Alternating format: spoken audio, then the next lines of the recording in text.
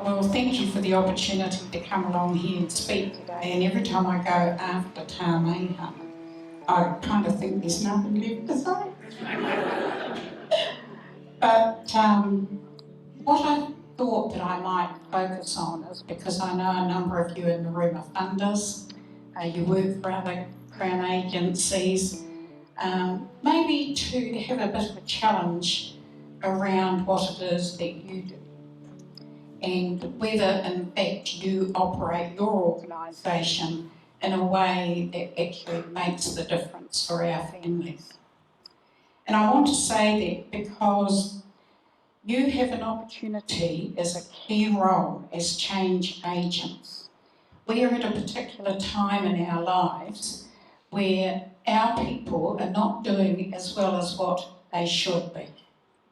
And we can't always keep turning the lens back on them and saying, after 160, 170 odd years, that you are to blame for the position that you are in today, because it simply won't wash. And I think in looking to a Whanau Ora approach, it's not something that Einstein thought of. In actual fact, the majority of us in this room will have grown up in a Whanau Ora way. The difference is that when we talk about a Whanau Ora approach, we're talking about people who work with our families. That's really, I guess, why it has, been coined a phrase, Whanau Ora. Because Whanau Ora is a practice, it's not a service. And I think for many people, they do think that it's a service. And so they do to and for whānau. And they don't enable whānau to take back control over their own destiny. If I think back to when I was a child, I probably would have been removed from my situation by Child, Youth and Family. I was brought up by my whāngai dad, who was Rangitani, Tariana Whanau Ora Te Awi, and his wife and his family. My grandmother lived there too, as did 6 of my cousins, and we all lived in one home. My grandmother died when I was 5, and I was left to live with my dad and my auntie. And then she died very suddenly when I was 8. So the family got together, and my grandmother had already predetermined who it was that I was to live with, so I got moved. And that actually had quite a traumatic impact on me, being moved away from the people whom I loved the most. However, I went to town, and I was then raised by an aunt and uncle. Her sister lived next door, as did her brother. So I was raised in another quite large whānau setting. There were 6 of my cousins who lived there too, and we were all treated as one family. It was an idyllic childhood, really, being able to live in such a large collective and to be held responsible by the community that you live in. And I grew up in Pūtiki, and in Pūtiki there were 100 pairs of eyes always watching you, always telling tales on you. And so it was very difficult to be naughty, even though I'm sure I wasn't that good. But, to be able to know that everybody cared about you, everybody wanted the best for you, and everybody wanted you to be a good part of the community, that you were contributing in your way, even if you were a teenager. You were expected to contribute, even if it was cleaning the church, even if it was down the marae waiting on tables. You were expected to. There was no other choice for you. And I think that things have changed really dramatically for us.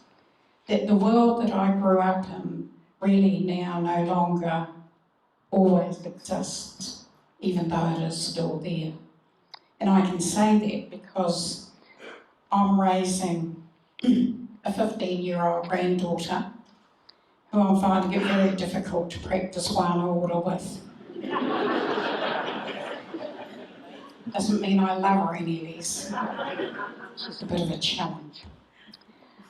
What I want us to ask ourselves today is about our own practice, what it is that we do as those who hold the power to determine what's in the best interests of families who we deal with. And one of the things that bothers me probably most is this whole notion of what people are now describing as unconscious bias. How many people in this room use unconscious bias in their practice? None of you, right. Well, that's really good to hear, because I think the truth is that unconscious bias does go on without people perhaps recognising it. There is another word for it, and I get told off for using it, but I call it institutional racism.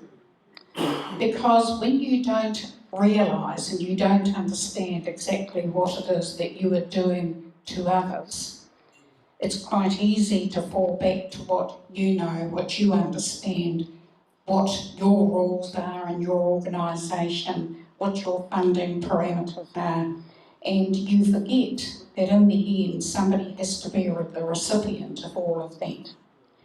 And I always think it's really difficult, having been a service provider myself in a previous life, how hard it is to meet the requirements of a contract that isn't geared towards the best interests of the people whom you are serving.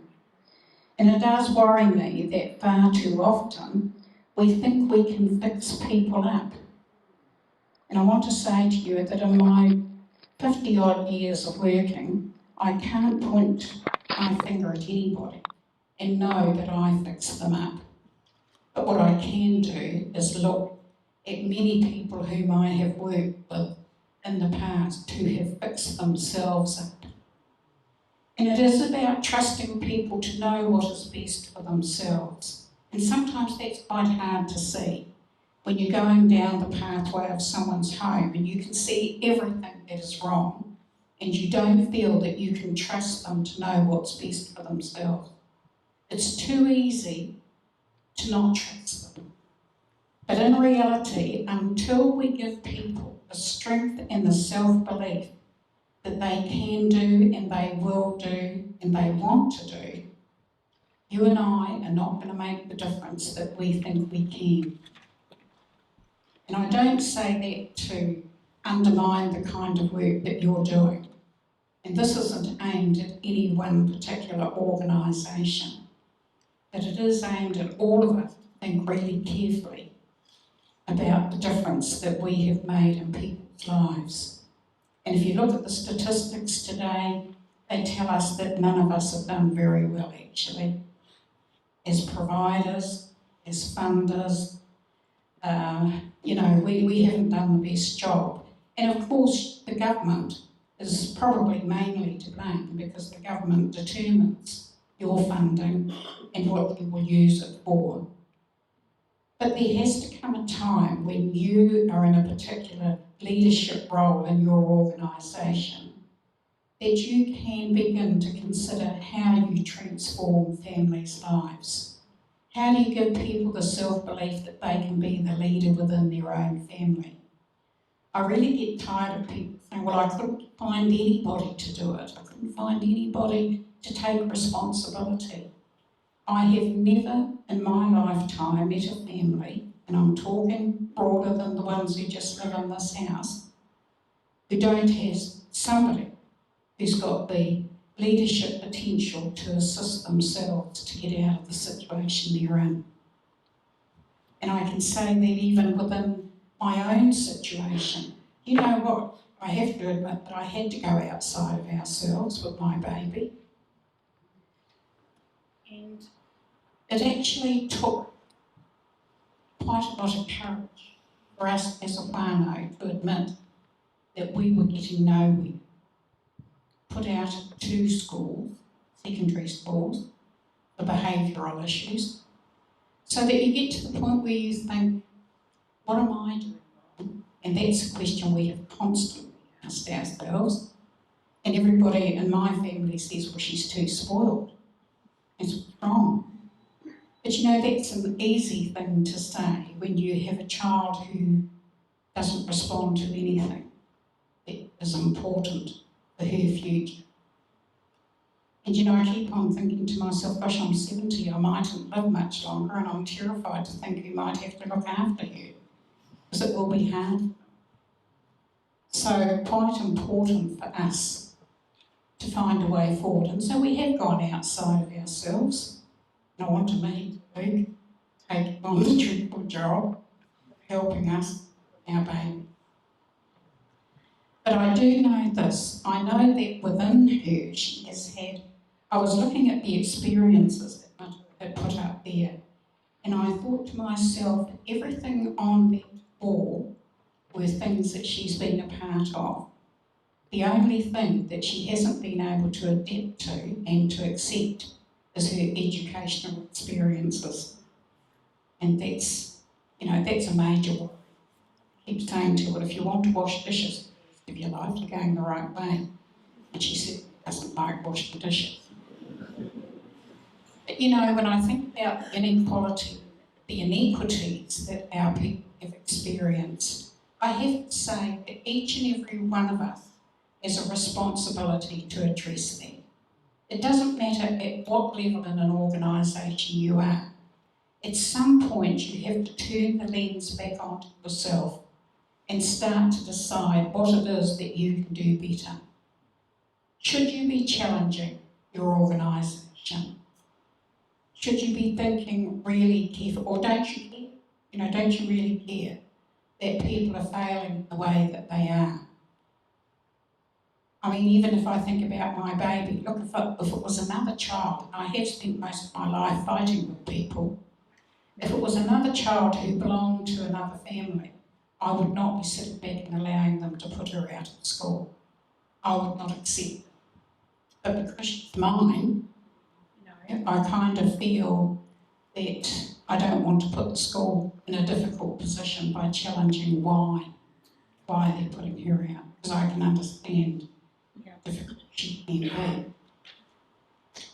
What I thought might be easier, and I know you didn't ask a single question of Matua Mehana, but in actual fact, we could stand here and talk, and I've been to many, many hui over the last 20 years, where we've talked at people or to people, but in the end, unless we are answering the kind of things that why you came here, you do need to think really carefully about what are the questions for you, or do you think, in actual fact, that you're all doing a really great job? So what I'm going to do is I'm going to finish and give you the opportunity to think about whether you should, in fact, be asking questions of both Tariana, Hannah and myself, and anybody else, frankly, in the room, if you think that they are maybe the ones who the question should be put to. But I'm here. I keep thinking that at 72, do I want to waste my time going around the country talking to groups and we're not getting basically any feedback, and neither are we getting any change? Because we've got to have change. Our people need change and they have a right to it. Talking about our home, land and sea. Talking about our home, land and sea. Talking about our home.